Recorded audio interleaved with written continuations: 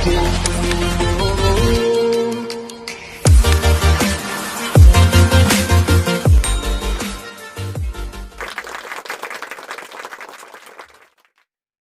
dirinya ya akan bertumpuk menjadi karakter mereka di masa depan tanpa sadar itu kan, tanpa kita sadari gitu.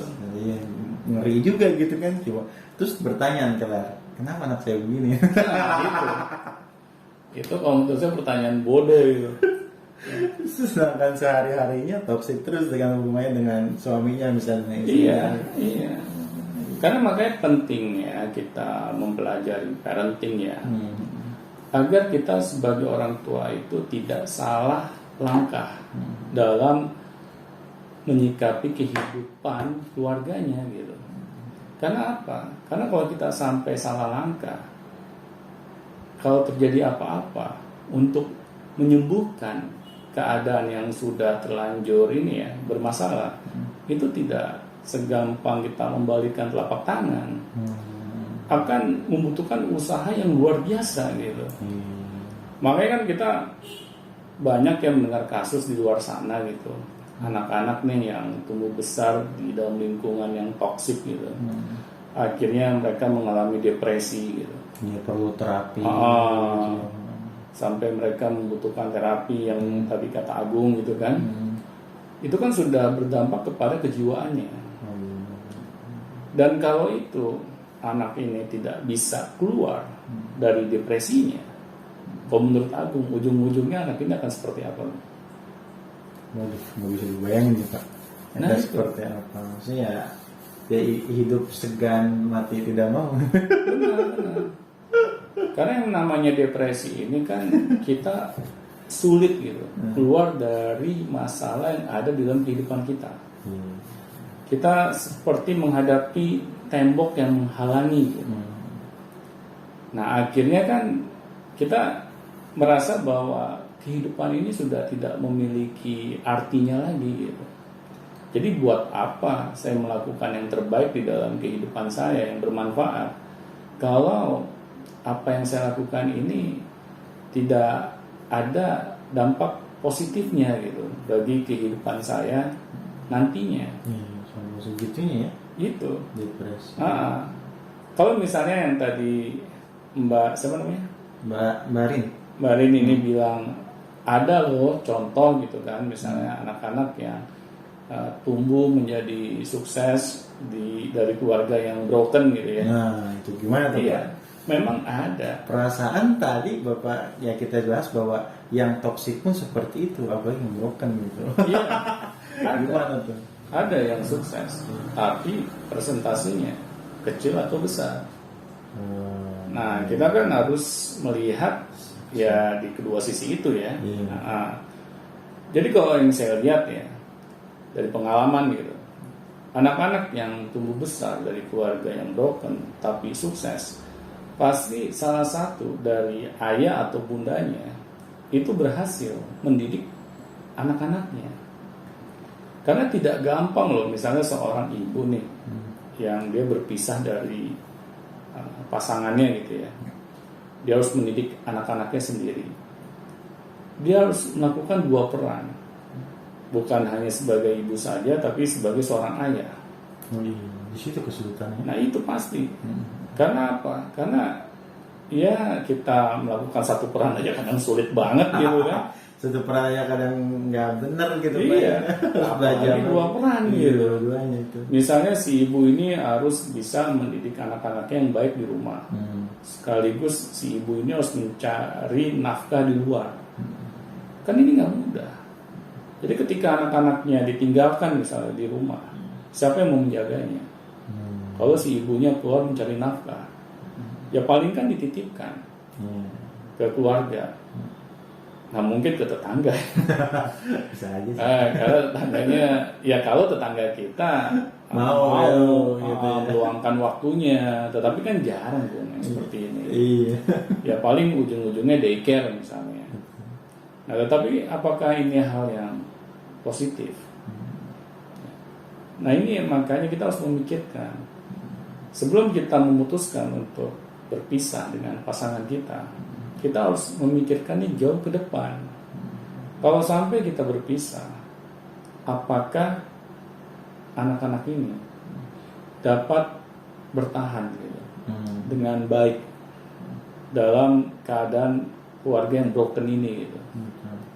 Kalau kita tidak memikirkannya, akhirnya kita enteng banget gitu ngomong kata berpisah. Yang nggak mikirin anak. Kan karena ego kita saja. Betul. Tetapi kalau misalnya kita memutuskan berpisah bukan karena hal yang prinsip, ya, itu yang harus kita koreksi ulang. Turunkanlah ego kita gitu. Karena ini bukan hal yang prinsip. Tetapi kalau hal yang prinsip, pikir ulang lagi dampak baik buruknya bagi anak-anak kita ke depannya. Jangan sampai anak itu kayak bola pingpong gitu setelah kedua orang tuanya berpisah. Jadi ibu bapak sudah berpisah, tapi kelakuannya kayak Iran sama Irak berperang gitu. Beres-beres dulu. Nggak beres-beres gitu. Udah berpisah kok tetap aja begitu gitu. Ya. Mana anak harus kemana gitu kan? Iya, anak kan akhirnya bingung gitu. Apalagi kalau satu dengan yang lain saling menjelekkan. Nah, kamu jangan deket-deket tuh sama bapak kamu. Bapak kamu kan kayak Hitler gitu kan. Nah, terus di bapaknya, nah kamu jangan deket-deket tuh sama ibu kamu. Ibu kamu tuh kayak nenek sihir. Waduh. Akhirnya kan anak yang jadinya kebingungan gitu. Ini mau berpihak kemana? Yang satu Hitler, yang satu nenek sihir gitu. Nah di sini kan anak yang akan muncul dilema gitu di dalam kehidupannya. Apalagi kalau anak kita ini masih usianya anak-anak. Bisa terguncang jiwanya. Benar. Karena sangat maksudnya yang namanya anak-anak gitu ya, yang mereka nggak tahu apa-apa, database-nya kurang, pengalamannya kurang, lihat orang tua seperti itu kita kacau gitu. Iya. Belum merasakan gitu. Benar. Coba deh kita lihat misalnya anak sering murung gitu ya, kalau di sekolah gitu. Ya kalau sesekali murung sih wajar. Tapi kalau setiap hari murung pasti ada masalah. Ya. Tetapi ya kebanyakan ya masalahnya dari rumah. Coba deh kita tanyakan kepada anak itu. Apa yang terjadi di dalam kehidupannya. Nah, ini kan yang kita akhirnya tidak sadar gitu. Anak membawa masalah dari rumah keluar. Dan akhirnya si anak merasa bahwa dia hidupnya itu tidak lagi memiliki sebuah arti yang positif gitu. Jadi buat apalagi saya menunjukkan muka yang bahagia gitu. Saya aja di rumah sepertinya tidak dianggap, ya kan? Akhirnya kan si anak ini akan sulit gitu untuk bersosialisasi. Dia akan sulit mengembangkan potensinya. Apakah ini yang kita harapkan dari anak-anak kita gitu kan di masa depannya? Ini masih usia anak kita masih kecil gitu ya. Apalagi nanti dia kelaknya menjadi orang-orang yang dewasa gitu. Orang-orang dewasa kan lebih tepatnya mereka udah punya kekuatan sendiri, punya kemampuan. Ketika mereka dari kecil seperti itu, mereka kan mengekspresikannya gitu kan. Benar. Apakah itu masuk ke jalur misalnya jalur narkoba atau apa, gitu, yang nyari kesenangan sendiri. Benar, gitu. Benar banget tuh. Mereka akan memiliki jiwa yang rapuh. Nah kalau sampai itu kejadian, mari para orang tua kita jawab masing-masing di dalam hati kita gitu ya. Apakah ini yang kita inginkan bagi masa depan anak-anak kita?